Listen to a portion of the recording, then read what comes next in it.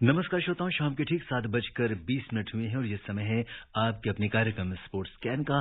आज के sports scan के इस एडिशन के साथ मैं हूं आपका होस्ट दोस्त सिद्धार्थ सिंह। तमाम खेल खबरों पर विस्तार से चर्चा के लिए हमारे साथ स्टूडियो में आ चुकी हैं वरिष्ठ खेल पत्रकार मोना पार्थसारथी। मोना, स्पोर्ट्स स्कैन कार्यक्रम में आपका स्वागत है। धन्यवाद। सभी श्रोताओं को नमस्कार। सबसे पहले नजर अब तक की स्पोर्ट्स हेडलाइंस पर। 5वें खेलो इंडिया युवा खेल का आयोजन मध्य प्रदेश में होगा। T20 विश्व कप क्रिकेट के ग्रुप ए में श्रीलंका और नीदरलैंड्स ने सुपर 12 के लिए क्वालिफाई कर लिया है। डेनमार्क ओपन बैडमिंटन टूर्नामेंट में पुरुष डबल्स में सात्विक साईराज रंकीरेड्डी और चिराग शेट्टी की जोड़ी ने क्वार्टर फाइनल में जगह बनाई। और बांग्लादेश क्रिकेट बोर्ड ने आज भारत के बांग्लादेश दौरे की घोषणा की। दौरे की शुरुआत 4 दिसंबर से होगी।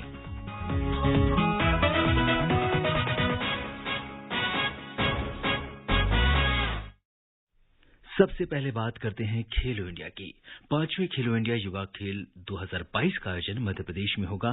केंद्रीय युवा कार्य और खेल मंत्री अनुराग सिंह ठाकुर ने आज नई दिल्ली में मध्य प्रदेश के मुख्यमंत्री शिवराज सिंह चौहान की उपस्थिति में ये घोषणा की। श्री ठाकुर ने बताया कि खेलो इंडिया युवा खेल प्रतियोगिताएं भोपाल, इंदौर, ग्वालियर, उज्जैन और जबलपुर सहित 8 जगहों पर आयोजित होंगी और इन खेलों में 8,500 से अधिक एथलीट्स और खिलाड़ियों के भाग लेने की संभावना है। श्री ठाकुर ने कहा कि खेलो इंडिया युवा खेलों की शुरुआत 2016 में की गई थी। इसका उद्देश्य देश के युवाओं को खेलों में अपने प्रदर्शन और प्रतिभा दिखाने के लिए प्रभावी मंच प्रदान करता है। उन्होंने कहा कि आज देश में बड़ी संख्या में लोग अपने बच्चों को खेलों में आगे बढ़ाना चाहते हैं और ये प्रधानमंत्री मोदी के प्रयासों से ही संभव हुआ है। धरातल पर खेलों को बढ़ावा कैसे दिया जाए, खेलों के प्रति युवाओं की और परिवारों की रुचि कैसे बढ़े, देश में खेल के प्रति एक उदासीन रवैया था, उसको बदलने का प्रयास किया गया। और आज मुझे लगता है देश का एक बहुत बड़ा वर्ग है जो खेलों में अपने बच्चों को आगे बढ़ाना चाहते हैं, उनकी फिटनेस के लिए भी और राज्य और देश के लिए मेडल जीते, इसके लिए भी बहुत सारे परिवार आज देश में अपने बच्चों को खिलाड़ी बनाना चाहते हैं। ये सोच बदलने का काम किसी ने किया है तो प्रधानमंत्री नरेंद्र मोदी जी ने देश में करने का किया है। इस अवसर पर मध्य प्रदेश के मुख्यमंत्री शिवराज सिंह चौहान, उनके साथ युवा कार्य तथा खेल राज्य मंत्री निशित प्रामाणिक तथा मध्य प्रदेश की खेल और युवा कल्याण मंत्री यशोधरा राजे सिंधिया भी मौजूद थीं। और मुना, आज इस प्रेस कॉन्फ्रेंस को आपने भी अटेंड किया और जिस तरीके से खेल मंत्री ने जो इंफ्रास्ट्रक्चर की बात करी, उन्होंने बताया कि किस तरीके से आज की डेट में खेलों को लेकर जो देश में उत्साह है और बहुत सारी, जैसा कि उन्होंने कहा कि फैमिलीज ऐसी हैं जो अब वाली कहावत की खिलोगे कूदोगे बनोगे खराब वाली स्थिति नहीं है। अब हर घर से कोई ना कोई स्पोर्ट्स में निकल रहा है, लोगों का रुझान बढ़ रहा है। इस पर आप क्या कहेंगे?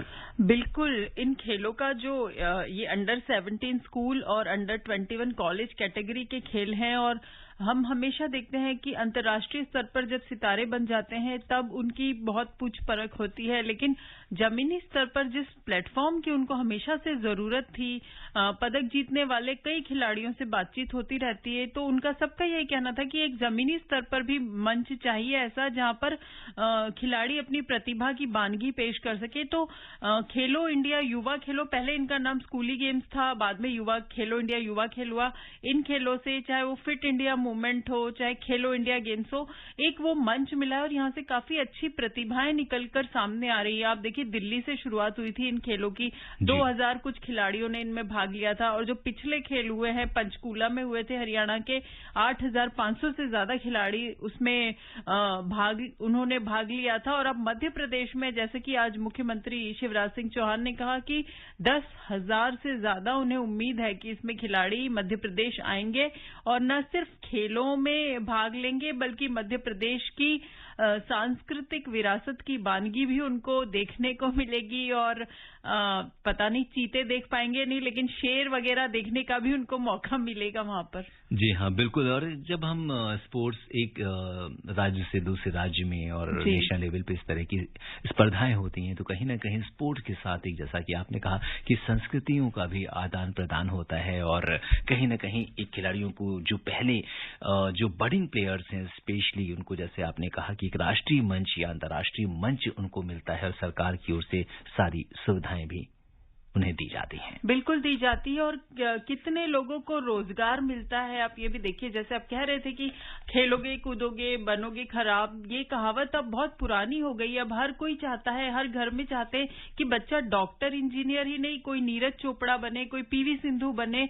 तो ये जो रोल मॉडल्स आए हैं, ओलंपिक का हमारा प्रदर्शन हो या पैरालंपिक या मूक बधिर ओलंपिक या नेत्रहीन क्रिकेट या फिर क्रिकेट टीम का, हॉकी टीम का, आप कोई भी प्रदर्शन उठाकर देखिए, भारत ने पुरजोर तरीके से अंतर्राष्ट्रीय खेलों के मानचित्र पर अपनी उपस्थिति दर्ज कराई है। और इसका श्रेय बहुत हद तक केंद्र सरकार के प्रयासों और स्वयं प्रधानमंत्री नरेंद्र मोदी के प्रयासों को जाता है, जो सीधे खिलाड़ियों से रूबरू होते हैं, उनकी हौसला अफजाई करते हैं, हारने पर उनको संबल देते हैं और बिल्कुल पदक के पीछे दौड़ना नहीं है, खेल में भाग लेना है, सफलता खुद ब खुद पीछे आएगी, ये मंत्र उन्होंने खिलाड़ियों को दिया है। और आज देखिए कि विश्व स्तर पर हम फीफा के टूर्नामेंट आयोजन कर रहे हैं। वर्ल्ड कप अगले साल क्रिकेट का हमारे यहाँ होना है, हॉकी का वर्ल्ड कप भारत में होना है।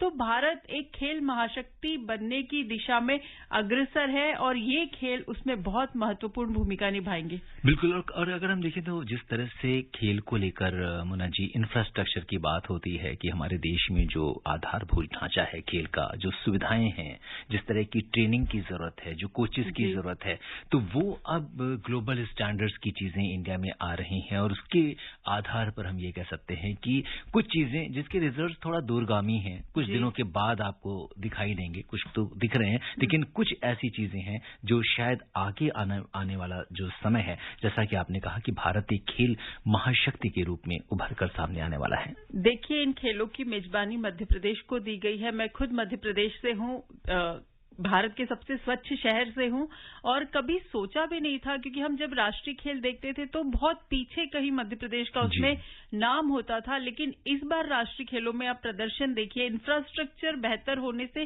क्या नतीजे निकलते हैं। मलखंभ जैसे जो महाराष्ट्र का पारंपरिक खेल है, मध्य प्रदेश की टीम ओवरऑल चैंपियन बनी।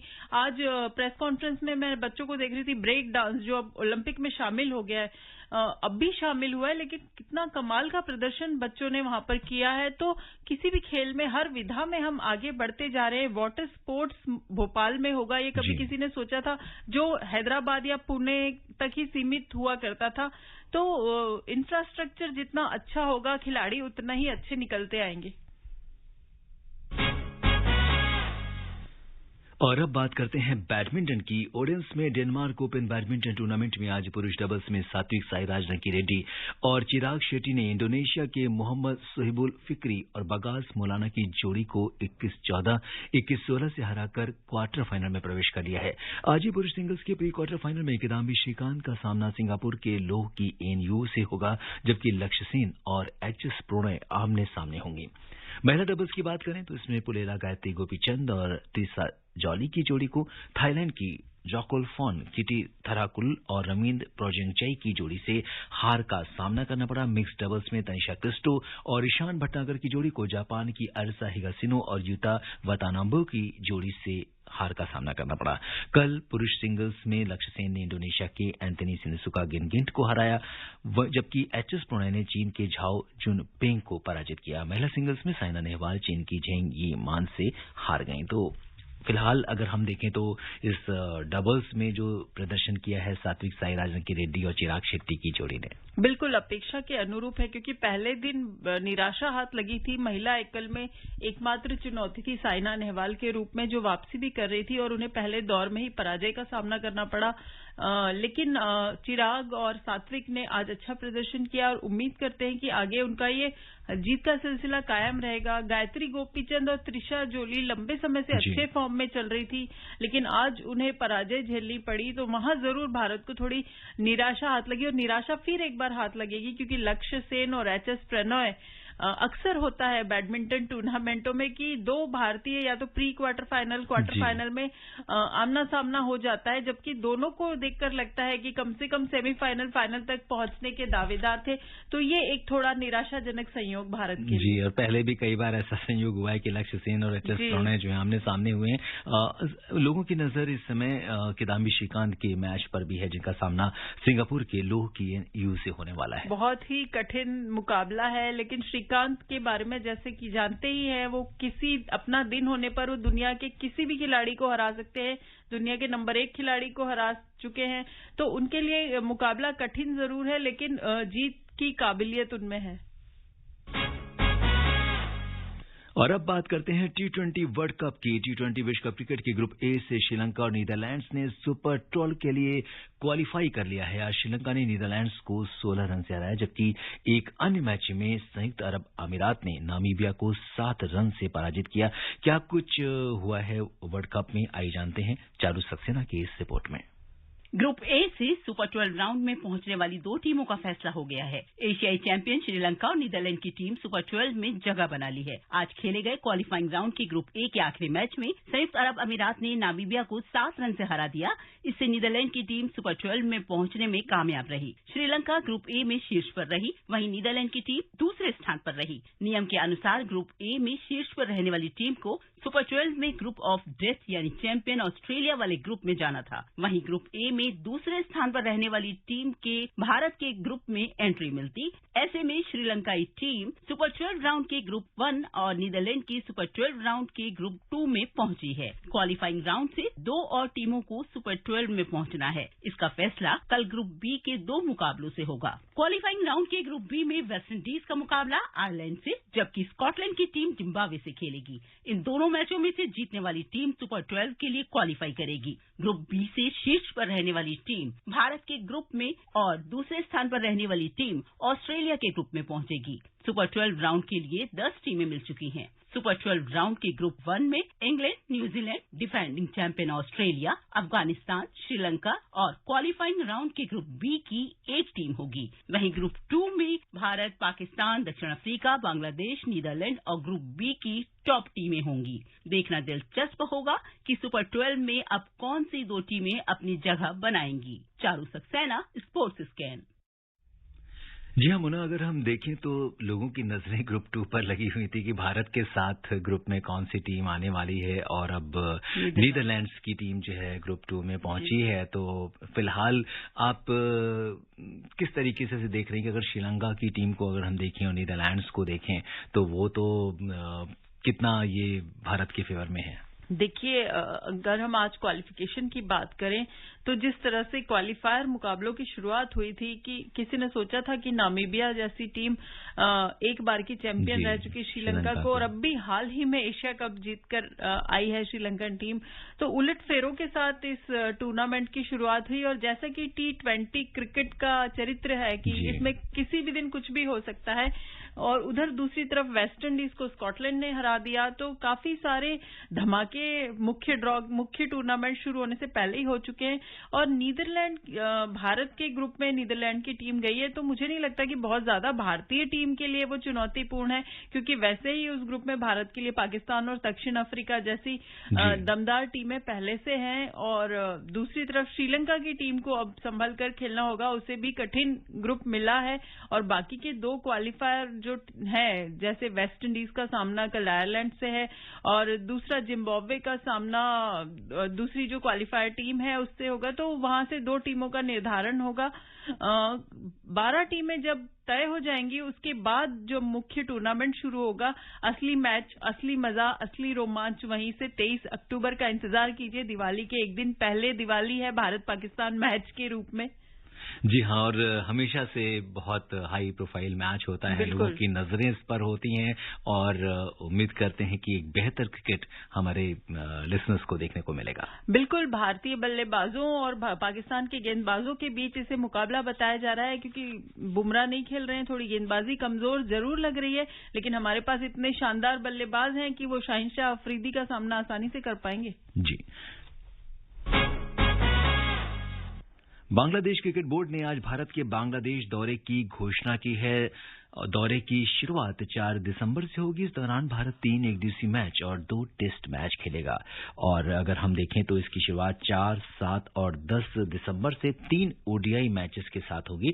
ओडीआई के बाद भारत 2 टेस्ट खेलेगा। पहला मैच 14 से 18 दिसंबर तक चटगांव में जहूर अहमद चौधरी स्टेडियम में, और दूसरा टेस्ट ढाका के शेर-ए-बांग्ला राष्ट्रीय क्रिकेट स्टेडियम में खेला जाएगा। दोनों टेस्ट आईसीसी विश्व टेस्ट चैंपियनशिप का हिस्सा हैं और उसको लेकर इसमें काफी वर्तमान में अगर भारत की स्थिति पर अगर हम नजर डालें तो 52.08% अंकों के साथ भारत चौथे स्थान पर है, वहीं बांग्लादेश चैंपियनशिप तालिका में अंतिम स्थान पर है। तो अगर वर्ल्ड कप की निगाह से भी देखें तो भी ये काफी अहम मुकाबला होगा। बिल्कुल 7 साल बाद भारतीय टीम पूर्ण दौरे पर बांग्लादेश के जा रही है और 7 साल पहले एक ही टेस्ट खेला गया था, लेकिन वनडे श्रृंखला उस समय बांग्लादेश ने जीती थी। तो भारत के लिए बांग्लादेश भी एक ऐसी टीम है जो अपना दिन होने पर कोई भी उलटफेर करने में माहिर है, तो उसे उसी ख्याति के अनुरूप प्रदर्शन करना होगा और वहां के दर्शकों के लिए, वहां के क्रिकेट प्रेमियों के लिए ये एक अच्छी सौगात है, क्योंकि आज जितने भी क्रिकेट खेलने वाले देश हैं वो चाहते हैं कि भारतीय टीम वहां आए, भारत के स्टार्स को वो अपनी सरजमी पर अपनी टीम के खिलाफ खेलते देखना चाहते हैं। और इसी को लेकर अभी बवाल भी मचा हुआ है कि भारतीय टीम ने एशिया कप जाने से पाकिस्तान खेलने जाने से इनकार कर दिया है, तो निराशा जरूर है वहां पर। लेकिन बांग्लादेश के क्रिकेट प्रेमियों की हम बात कर रहे थे, उनके लिए ये एक अच्छी सौगात है कि उनको पूरी फुल फ्लेजेड जिसको कहते हैं सीरीज देखने को मिलेगी। बिल्कुल, तो इस पूरी सीरीज पर हमारी नजर बनी रहेगी। ऑस्ट्रेलिया के रिजर्व विकेटकीपर जोश इंग्लिश सिडनी में गोल्फ खेलते हुए हाथ में चोट लगने के कारण आईसीसी 2020 विश्व कप से बाहर हो गए हैं। जोश इंग्लिश के स्थान पर ऑलराउंडर कैमरन ग्रीन को टीम में शामिल किया जा सकता है। कैमरन ग्रीन हाल ही में भारत दौरे पर अपने खेल से उन्होंने सबको प्रभावित किया था और अब जब T20 के आसपास जब कोई खिलाड़ी चोटिल हो जाता है और भारत से बेहतर इस बात को कौन समझ सकता है, तो ये जो है इस पर क्या कहेंगे, कितना ये ऑस्ट्रेलिया के लिए ये नुकसान है? कैमरन ग्रीन को टीम में शामिल कर लिया गया है विकल्प के तौर पर जोश इंग्लिश की जगह। और ऑस्ट्रेलिया के लिए कई बार ऐसा होता है कि विकल्प के तौर पर आप जिस खिलाड़ी को शामिल करते हैं वो मूल जो टीम में होता है उससे ज्यादा अच्छा खेल जाता है। भारतीय टीम के लिए ऐसा हम देख चुके हैं कई बार। तो यहाँ पर भारत के लिए जरूर खतरे की घंटी है, क्योंकि कैमरन ग्रीन ने भारत के खिलाफ श्रृंखला में बहुत ही जबरदस्त 200 के स्ट्राइक रेट से उन्होंने प्रदर्शन किया था और बहुत ही आक्रामक हरफनमौला खिलाड़ी हैं। तो ऑस्ट्रेलिया के लिए मुझे नहीं लगता कि कोई बहुत ज्यादा नुकसान की बात है ये। भारतीय जूनियर पुरुष हॉकी टीम 10वें सुल्तान जोहर कप के लिए मलेशिया पहुंच गई है। ब्रिटेन के खिलाफ करीबी मुकाबले के बाद 2019 सीजन में रजत पदक के साथ अपने अभियान का अंत करने वाली भारतीय टीम 22 अक्टूबर को मेजबान मलेशिया के खिलाफ टूर्नामेंट में अपने अभियान की शुरुआत करेगी और ये बहुत ही इम्पोर्टेंट टूर्नामेंट है। और जोहर कप के लिए जो है भारत ने एक्चुअली अगर देखें तो लास्ट टाइम हमने रजत पदक जीता था। क्या लगता है आपको उस मैच में क्या पारंपरिक रूप से भारतीय टीम अच्छा प्रदर्शन करती आई है, भारत का दबदबा रहता है इस टूर्नामेंट में। और जूनियर से सीनियर लेवल ट्रांजिशन जो होता है खिलाड़ियों का, उसकी दृष्टि से भी ये काफी महत्वपूर्ण टूर्नामेंट है और उम्मीद करते हैं कि इनका सत्र अभी शुरू हुआ है और जीत के साथ भारतीय टीम यहां आगाज करना चाहेगी। बिल्कुल, अगर हम इम्पोर्टेंट जो अपोनेंट्स हैं या प्रतिद्वंदी हैं उसमें ब्रिटेन की अगर हम बात करें तो काफी मतलब उन्होंने इस खेल में बेहतर प्रदर्शन किया है, मौजूदा चैंपियन भी हैं, तो उन्हें आप किस तरीके से कितना बड़ा प्रतिद्वंदी मानते हैं? देखिए, ब्रिटेन ही नहीं, मेजबान मलेशिया की टीम भी काफी मजबूत अपनी धरती पर अच्छा प्रदर्शन करती है और भारत की खिलाड़ियों को हर मैच को गंभीरता से खेलना होगा। किसी भी मैच को हल्के में लेने की कोताही यहां बरती नहीं जा सकती। पिछले साल भी भारत फाइनल में जीत के करीब था, लेकिन पराजय का सामना करना पड़ा और रजत पदक से ही संतोष करना पड़ा। तो इस बार जरूर भारतीय टीम की नजरें जो है वो पदक का रंग बदलने पर लगी होंगी। बिल्कुल, जो भारतीय टीम है वो पूरी तरीके से कोशिश करेगी कि फिलहाल जो है वो जो ब्रिटेन है उसको उसका जो दबदबा है इस पूरे टूर्नामेंट पर उसको कम कर सके और 5 बार की चैंपियन है, तो इस पर हमारी नजर बनी रहेगी। और श्रोताओं, समय अनुमति नहीं दे रहा है कि हम कुछ और खेल खबरों पर चर्चा करें। मोना, आप हमारे स्टूडियो में ही तमाम खेल खबरों पर विस्तार से चर्चा करने के लिए आपका बहुत बहुत धन्यवाद और आभार। शुक्रिया। श्रोताओं, स्पोर्ट्स कैन में आज के लिए बस इतना ही। अगर आप इस कार्यक्रम को दोबारा सुनना चाहते हैं तो लॉग ऑन कर सकते हैं हमारी वेबसाइट newsonair.nic.in पर। कल शाम 7:20 पर दोबारा मुलाकात की वादे के साथ इजाजत दीजिए अपने होस्ट और दोस्त सिद्धार्थ सिंह को। तब तक के लिए नमस्कार, शुभ रात्रि।